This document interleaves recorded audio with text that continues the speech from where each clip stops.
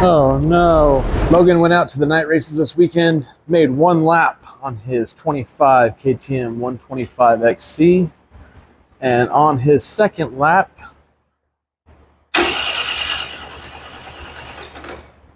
his sewing machine stopped running. So he said he got it super hot, tried to get to the spark plug, burnt his hand on the pipe. That's probably part of his palm print right there that is melted to it. And so he said he just did top end 5 hours ago. We're going to see if he did it right, if he melted it down, or what happened. We're going to dig into it right now. Start off by taking the seat off, 8mm bolt right up front. Give it a few spankings and you can get it off. Gotta spank it with both hands and go the right way. We'll go ahead and pull the tank off. Start off with doing a fuel pressure test just to make sure that it didn't lean out, which is a possibility with the TBI bikes. It's not really like the 4-strokes where if you run them lean, it just bogs, it'll blow it up. One of the many reasons why people keep saying that carburetors are better. All right, we got fuel pressure. Start taking the tank off. We'll have 2 bolts up there on your shrouds. You can leave the shrouds connected to the tank. You don't have to worry about taking out those little 6 mils. You will have your bolt in the middle of the tank, your 2 other shroud bolts, and then you're going to want to disconnect your fuel pump, the fuel line. Point at the wrong thing. Fuel line there, and then she should just lift her off.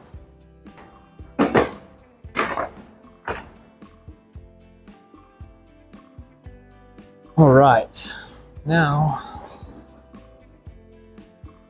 looks like it's just grease, hopefully. Said he just did it, so checked it in the parking lot when he dropped it off. Still is full of coolant, so he at least didn't put a hole in it and melt it down. Go ahead and take off the pipe and silencer right now. Silencer's got 2 bolts right in those holes, 8mm heads on them. You'll have 10mm bolt there.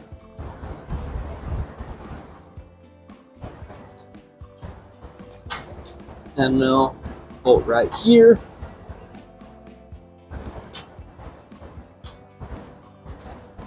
And then your pipe springs, pull that off.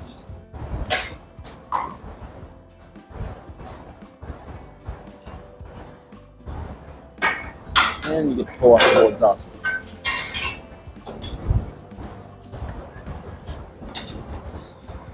All right, next we're going to drain the coolant. One of the coolest things KTM did was design this cap on here that you have to push and turn, and it's super easy and you won't fight it at all. You know, it's such a cool design. I'm so thankful they went to that instead of a traditional cap that you could, you know, usually use one hand to push down real quick and get it off in 5 seconds. At least we went to this one that you can yell at it for a minute and it makes bad words. So It teaches you patience. Teaches you patience.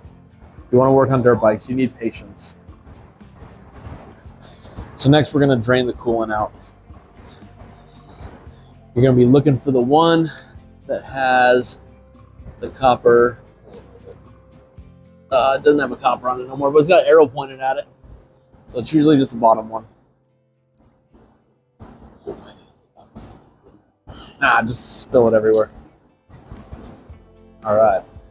Oh, there was a copper washer on it. All right, ready? Oh man, one-handed for once. What we should do, we should lift this thing up and then look inside the cylinder. See if we see any boo-boos in there. See if we see anything. I'm gonna throw it into gear real quick and spin it over. See if you can. Went too fast. Too fast. Apparently 125 spin too quick when you put them in gear. See if that spark plug gives us any. You believe that one? I did. Which part are you saying look closely at? The, There's no gap. yeah, there's no gap. So the rod went bad. Piston touched it. Think so? Yeah. Let's say put a gap in there, see if it'll start. Right. You'll be able to hear it. Logan's not gonna mind if we ruin his head and cause more damage. So plug had no gap in it, which you can say that, or he didn't run the right base gasket and get the squish right. It's actually real quick. Hold on. Now that we have it out, let's try to spin it. Just because it's here. No, I see melted. I wish it was with focus. Part of the piston's melted. Let's just rip that head off real quick, because that easy thing to check. Just take out the 6 head bolts. Take off the water line, coolant hose, thermostat. Unplug the coolant temp sensor.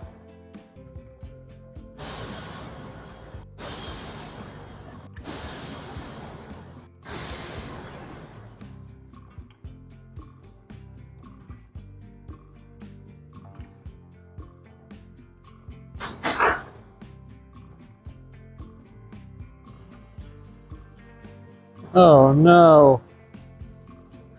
So my original guess is right, huh? Top of the piston's melt?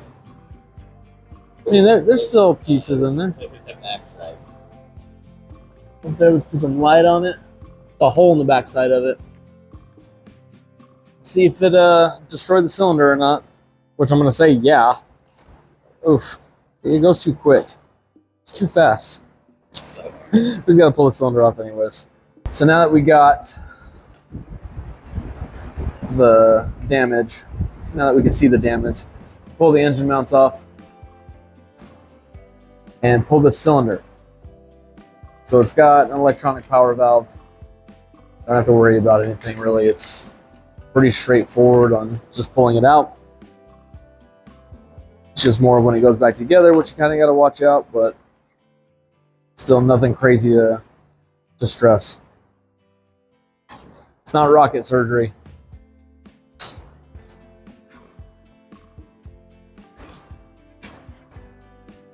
With the electronic stuff, you don't have to worry about disconnecting the linkage arm or anything like that, because it's no longer there.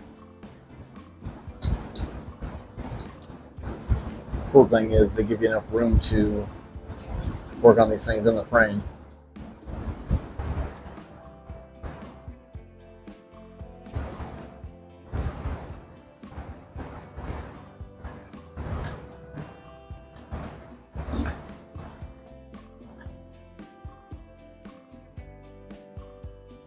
Focus.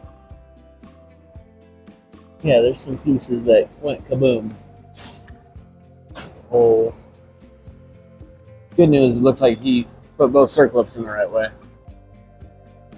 Little cold seas first, huh? On this side.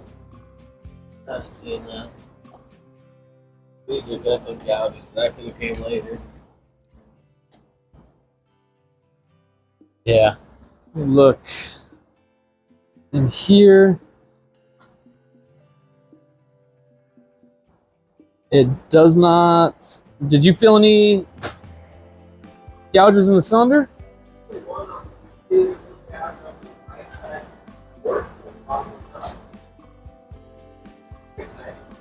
I don't feel anything though.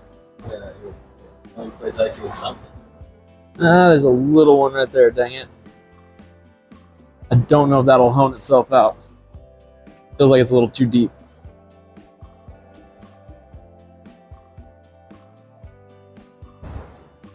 What do you think?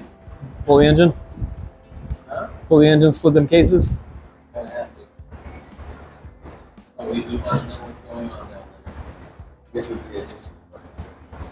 Yeah, I seen a TikTok where they put a tissue on it and just wiped it out on the inside without splitting the cases, and it's good to go. Save yourself a whole bunch of money right now, you know? So it takes out the cases and then costs you more money later. All right, I'm gonna pull this thing out, get it on the bench, and then we'll start filming again. Engine is pulled. Start the disassembly process on the engine bench.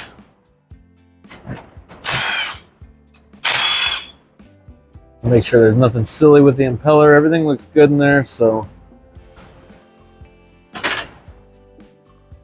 still need to get some answers on what ratio he mixed the oil at.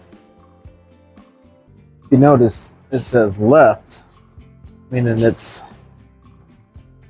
reverse thread. There's a nice little gear jammer in there, so that way it doesn't spin and cause some damage.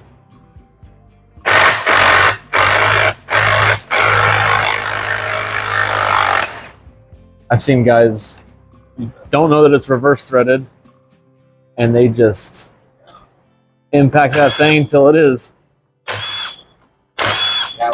Cowards don't tell you. Some heat treated. Surprised that the engine oil wasn't any more discolored than it was with how hot this thing got. Fresh oil. Well, I guess when you leave it in first gear the whole time and just pin it till it blows up, that's what's going to happen. This ain't no way Logan is going at speed on this thing.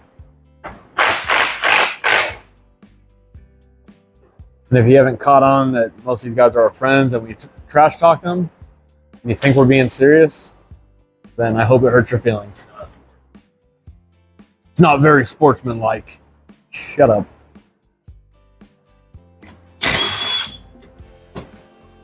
So like the main seal was crying? Yeah. I think we realized at the same time.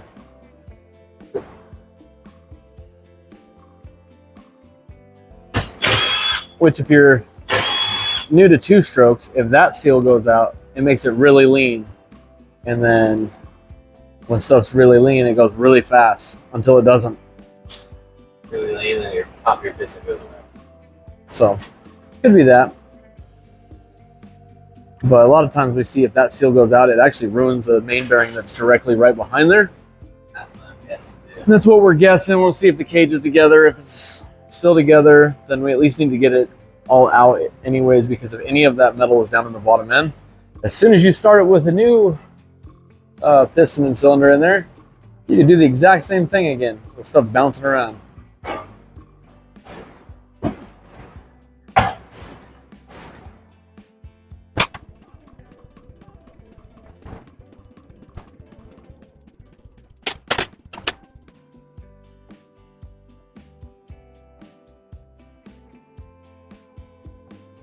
Everything's so pretty.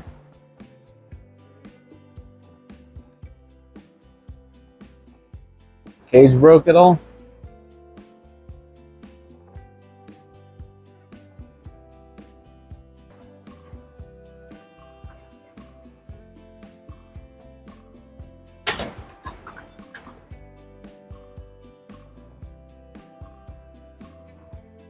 What we're kind of looking for when we're getting inside of here is this is a plastic cage, and it'll actually withstand a lot of heat until it doesn't, and then it goes bang. Don't see anything in there. Very good. This side, sometimes you'll actually see the rivets pop out of the cage of the bearing. Everything feels really smooth in here. Wondering, did you see what size base gasket was on the bottom of it? Is that what you're checking right now? As I'm not filming, looking away. You have to check